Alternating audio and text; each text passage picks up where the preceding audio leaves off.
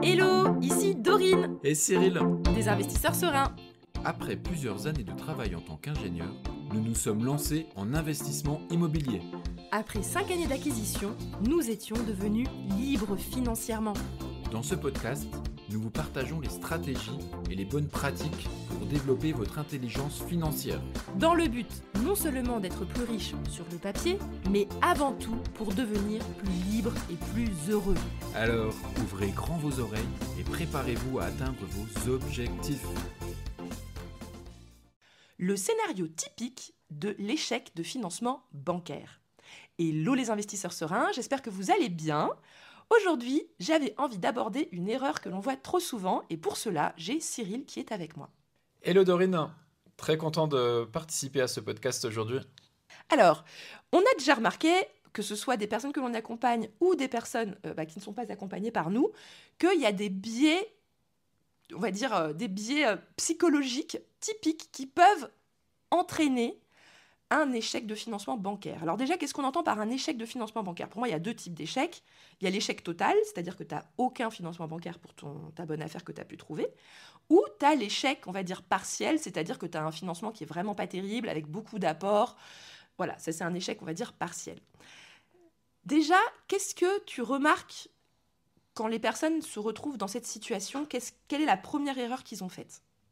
En règle générale, ils s'y prennent pas de la bonne manière en se disant ouais, ça va être facile, ou au contraire, ça va être en mode je suis tellement exigeant sur mes conditions que dès qu'on va me proposer quelque chose avec une condition qui ne me convient pas, bah du coup je vais leur dire non.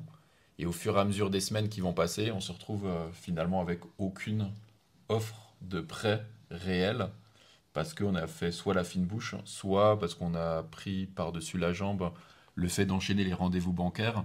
Et donc, on prend du retard et le TikTok de l'horloge du compromis tourne. Et on se retrouve à 2 semaines de l'échéance et on se dit, bah mince, le notaire nous relance, le vendeur nous relance, l'agent immobilier nous relance. Et finalement, j'ai toujours pas mon offre de prêt, je commence à stresser. Et là, bah, du coup, on commence à lancer des mauvaises actions. Donc, on pourrait structurer que la première erreur, c'est d'avoir un excès de confiance au début. Et ce que j'ai envie d'ajouter, c'est que quand on a un excès de confiance, pour moi, la première étape de l'erreur, c'est t'inquiète, j'aurai mon financement. Donc, tu signes ton compromis et tu démarres pas les rendez-vous bancaires tout de suite. Ça, c'est le premier point. Pour moi, c'est le fait que on traîne à démarrer les rendez-vous bancaires parce qu'on est persuadé que comme on aura notre prêt, il n'y a pas de stress. Alors qu'en réalité, chaque jour compte au démarrage. Et donc cet excès de confiance que tu viens de nous décrire, en fait, il faut que vous, que nous écoutiez, même si vous avez confiance dans le fait que vous allez avoir un prêt, en fait, on s'en fout que vous ayez confiance. Démarrez tout de suite, dès la signature du compromis, il faut les rendez-vous bancaires qui soient bookés dans la semaine qui suit. Ouais, parce qu'en fait, ce qui va se passer, c'est comme tout, en fait. Plus vite on obtient les choses, plus vite on coche la case, plus vite on passe à la case suivante. Et donc, on se retrouve des fois dans des situations où on a perdu tellement de temps sur le financement bancaire que, bien évidemment, on arrive à l'obtenir quand même. Et en fait, on se précipite dans la signature. Et puis, le temps qu'on y a passé et l'énergie qu'on a mis sur ces dernières semaines à obtenir ce financement bancaire, bah, c'est du temps et de l'énergie qu'on ne met pas sur peut-être la finalisation des devis pour démarrer avec l'artisan le jour ou le lendemain de la signature de l'acte authentique. Voilà, du coup, on n'a pas pu forcément avancer comme on le souhaiterait sur l'optimisation du démarrage des travaux qui suivent. Puis comme on le sait, hein, chaque jour qui passe, c'est de l'argent qui tourne. Donc, première leçon, tout de suite, dans la semaine qui suit le compromis, vous prenez les rendez-vous bancaires, même si vous avez confiance. Pour moi, la deuxième erreur, qui est toujours dans l'excès de confiance, en effet, de ce que tu nous as dit, c'est le fait de faire confiance au banquier qui a dit oui, oui, avec une parole en l'air, entre guillemets. C'est-à-dire que les gens vont avoir un excès de confiance parce qu'ils ont eu un rendez-vous avec un banquier précédemment qui leur a dit oui, oui, vous inquiétez pas, on vous suivra sur le projet, j'ai fait le calcul, ça devrait être bon. Et donc, en fait, la personne va prendre pour argent comptant ce que le banquier a dit et va se dire, bah, c'est bon, j'ai déjà une banque qui me suit. Et qu'est-ce que tu as envie de dire par rapport à ça, par rapport aux paroles ? Ouais, ça, faut faire attention parce que la personne qu'on va avoir en face, souvent, vous allez rencontrer uniquement un conseiller bancaire ou une conseillère bancaire qui va regarder votre projet, qui va vous dire, ah oui, pas de problème, votre projet, je l'aime bien, il n'y a aucun souci, on va vous financer, voilà les conditions, tout ça. Et finalement, avec cette confiance, on va pas transformer l'essai finalement. Ouais, en fait, on relâche la pression, on arrête les autres rendez-vous bancaires, on se relâche en se disant c'est bon, il y en a un qui me suit. Les conditions sont plutôt bonnes. Et puis on envoie de temps en temps des documents quand ils nous demandent, on le relance un petit peu comme ça de temps en temps. Puis au final, les semaines passent et au final, l'offre de prêt, elle n'arrive toujours pas. Et en fait, vous n'êtes pas à l'abri que le conseiller ou la conseillère bancaire en face de vous, elle était OK avec votre projet, mais finalement, peut-être qu'elle l'a envoyé à l'organisme de cautionnement et l'organisme de cautionnement, lui, n'est pas OK avec votre dossier. Ou peut-être que le directeur, lui, n'a pas donné encore son accord sur ce prêt. Et finalement, ça engage que le conseiller bancaire, donc faire attention à ça. Ouais. Et attends, il peut même y avoir le conseiller bancaire a démissionné et est parti de la banque entre-temps, ça existe. Il part en congé pendant 2 semaines ou 3 semaines où il a un arrêt maladie. Donc votre seul contact qui vous avait dit que ça va le faire, finalement il n'est plus là et vous vous retrouvez en fait le bec dans l'eau en ayant fait confiance en des paroles. Donc la conclusion, vraiment la leçon numéro 2 à tirer, c'est que des paroles ne sont que des paroles. C'est-à-dire que tant qu'il n'y a pas de document où la banque ne peut plus se rétracter parce qu'elle s'est engagée envers vous, à ce moment-là, vous ne devez jamais relâcher la pression. Ok ? On n'annule pas les rendez-vous parce qu'il y a quelqu'un qui nous a dit que c'est bon, il nous filerait un prêt. Non, non, non, on continue. Donc ça, c'est la 2e leçon. On va passer à la 3e leçon qui est toujours liée finalement à l'excès de confiance, parce que j'ai l'impression que c'est ça qui est le nerf de la guerre. C'est ce que tu disais, c'est quand on refuse des prêts parce qu'on les considère comme pas assez performants, alors qu'en réalité, on est encore bredouille et qu'on n'a strictement rien. Ouais, tout à fait. Ça, on le voit souvent en fait. On veut du 25 ans, on veut absolument du 25 ans. Donc les banques, par exemple, les premières banques vont nous proposer du 20 ans. Elles restent sur leur position, on reste sur notre position. Et au final, qu'est-ce qui se passe ? Du coup, le 25 ans, on ne l'obtient pas. Le 20 ans, finalement, on ne va pas jusqu'au bout. Donc on n'a même pas d'offre de prêt par rapport à ça. Et les semaines passent. Et on peut se retrouver dans une situation, mince, qu'est-ce que je fais avec mon projet ? Donc la leçon numéro 3, c'est qu'en fait, il faut toujours assurer ses arrières, même avec un prêt qui ne correspond pas tout à fait à ce que vous aviez en tête dans votre idéal. C'est-à-dire qu'on va marcher en fait comme avec des échelons. C'est-à-dire que vous êtes en bas de l'escalier, quand on a 0 de prêt, on est tout nu. Donc la première chose, c'est qu'il faut qu'on s'habille. Donc vous vous habillez avec un premier prêt, c'est peut-être pas le plus beau, le plus joli, mais au moins vous êtes habillé, vous avez une sécurité, vous avez au moins une banque qui vous suit. Parce qu'en général, quand on est dans ces démarches bancaires-là, c'est que votre bonne affaire, elle est là. Vous êtes confiant sur cette bonne affaire, vous n'avez pas envie de la laisser tomber juste parce que vous n'avez pas de prêt.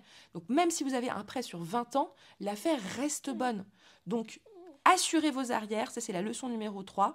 Tant que vous n'avez pas de papier, vous continuez. Et je peux vous confirmer d'ailleurs avec Cyril, c'est ce qu'on a fait. Nous, on est allé loin dans des démarches avec des banques, en bluffant, en faisant semblant qu'on allait partir avec elles alors qu'on jouait sur plusieurs tableaux. Mais parce qu'on voulait avoir, entre guillemets, ceinture et bretelles. Et c'est absolument nécessaire de faire ça. Donc je récapitule rapidement déjà les 3 premières leçons. Donc la première leçon, c'est de prendre des rendez-vous bancaires dans la foulée de la signature du compromis. Donc dans la semaine qui suit, il faut que vous soyez déjà avec au moins 3, 4, 5 rendez-vous bancaires. Ça, c'est évident. La 2e leçon, c'est... Redis-moi vite fait. C'est la partie où en fait un conseiller bancaire nous dit oui, c'est bon. Ah oui, c'est de croire les paroles en l'air d'un conseiller. Ne vous fiez jamais à des paroles tant qu'il n'y a pas de papier. On bluffe et on va jusqu'au bout. Ça, c'est la base de la base. Et 3e, c'est de faire la fine bouche et donc de se dire « Ah non, c'est du 20 ans, je veux du 25 ans, donc non merci monsieur, au revoir ». En fait, non. Pareil, vous bluffez jusqu'au bout, vous acceptez les prêts, il vous faut des papiers qui attestent que vous avez déjà un prêt. Et en fait, vous mettez en place vos ceintures, vous ne restez pas tout nu sans aucun prêt jusqu'au dernier moment. C'est ça, en fait, on accepte un prêt, même si les conditions ne sont pas tout à fait correctes, mais au moins on lock ce niveau-là, et après on va chercher le niveau supérieur, et ainsi de suite, en fait. Mais au moins, c'est un petit peu, je ne sais pas si vous connaissez le jeu Qui veut gagner des millions avec Jean-Pierre Foucault, c'est un peu la même chose, en fait. On va prendre un levier, un niveau, on va le bloquer, et au moins, si on veut, on peut s'arrêter à ce niveau-là, et on repart avec ça. C'est sûr que c'est peut-être pas optimal, parce qu'on aurait aimé avoir plus, mais au moins, on va quand même réaliser notre projet, on va quand même s'enrichir, et avoir quand même un projet qui tourne. Après, la rentabilité s'améliore effectivement avec de la négociation auprès des banquiers. J'adore ta comparaison avec Qui veut gagner des millions, c'est hyper parlant. Donc en gros, c'est ça, atteignez déjà le premier palier, et puis après, vous vous amuserez à atteindre le 2e palier dans un second temps. Et bien sûr, atteindre un palier, c'est avoir un document qui atteste vraiment, qui engage la banque, et c'est pas juste une parole d'un conseiller qui a dit « Oui, je vous aime bien, on va vous suivre ». Et attention, sur les documents, il y a la proposition de prêt qui n'engage pas la banque, parce qu'il y aura toujours un astérix en disant selon étude de votre dossier, après nous avoir fourni l'ensemble des documents. Nous, ce qu'on parle en termes de documents, c'est vraiment l'offre de prêt que vous recevez soit dans votre boîte aux lettres, soit dans votre espace membre application mobile de votre banque. Mais c'est bien de le préciser. Après, il y avait déjà eu un conseiller bancaire qui s'était engagé par mail. Et du coup, il s'était retrouvé aussi embêté avec l'une de nos membres. Et du coup, il avait accepté le prêt qu'il avait accepté par mail alors que l'offre de prêt n'avait pas encore été éditée. Ouais, exact. Donc, les mails aussi, si jamais ils sont en tout cas rédigés sans la phrase conditions suspensives de vérification de notre back-office, etc., ça peut aussi être assez rassurant d'avoir un écrit. Mais en tous les cas, les points oraux, faut vraiment pas du tout les prendre en compte. Est-ce que tu as d'autres idées là d'erreurs typiques ? Bah, peut-être, là on était dans l'excès de confiance d'avoir quelque chose voilà, d'optimal et tout ça. Bah, après, il y a l'autre pan qui est en mode bah, je suis un peu feignant, je vais juste voir ma banque et j'accepte les conditions que ma banque propose sans aller plus loin sur peut-être un apport moins conséquent, peut-être une durée plus importante, peut-être un différé plus avantageux. Voilà, il y a aussi ce côté-là où je trouve qu'il y a des personnes qui sont dans le minimum syndical. Bon, au moins c'est bien parce qu'au moins ils passent à l'action. Mais encore une fois, peut-être que... C'est dommage pour la suite en fait. Parce qu'en fait, sur le moment, tu te dis, ah, c'est pas grave, j'ai 80 000 euros de côté, la banque, elle me demande 30 000 d'apport. En fait, le problème, c'est que les premiers prêts sont les plus faciles à négocier et c'est plus vous allez avancer, plus ça va être dur. Donc, c'est dommage de pas aller à fond, même sur un premier prêt qui est entre guillemets facile à obtenir, pour avoir le top des conditions, parce que c'est vraiment là que c'est le plus facile à obtenir, plutôt que d'avoir un prêt médiocre, en mode, comme disait Cyril, un peu feignant, on prend le premier truc, parce que mon conseiller, il me connaît, je me prends pas la tête. Et puis en fait, après, tu te retrouves avec peut-être moins d'apports, avec un cash flow moins intéressant. Et donc là, pour ton deuxième investissement, ça sera déjà plus difficile d'avoir des meilleures conditions bancaires. Qu'est-ce que t'en penses ?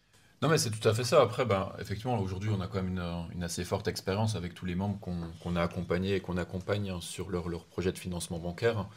Ça permet effectivement de voir qu'est-ce qu'on est en mesure d'obtenir et de voir ce que les banques proposent aujourd'hui sur ces projets d'investissement locatif. Et voilà, on est capable d'aller pousser chacun des membres pour aller obtenir un meilleur niveau d'apport, un meilleur niveau de différé et ainsi de suite, quoi. Bah, merci beaucoup Cyril. En tout cas, si jamais ça vous intéresse d'être accompagné par nous, d'ailleurs actuellement, comme il y a le petit bébé, c'est plus Cyril qui gère les appels et les coachings, n'hésitez pas à prendre rendez-vous avec Cyril dans le lien dans la description. Comme ça, vous pouvez discuter avec lui de votre projet et voir si jamais vous voulez être aidé, justement. Peut-être que le financement bancaire, c'est pas quelque chose qui vous stresse. Peut-être que c'est d'autres choses, rechercher la bonne affaire, etc. On a notre club qui est là, donc n'hésitez pas à prendre rendez-vous, c'est juste en dessous, dans la description. Sur ce, je vous remercie tous de nous avoir écoutés. Et à bientôt!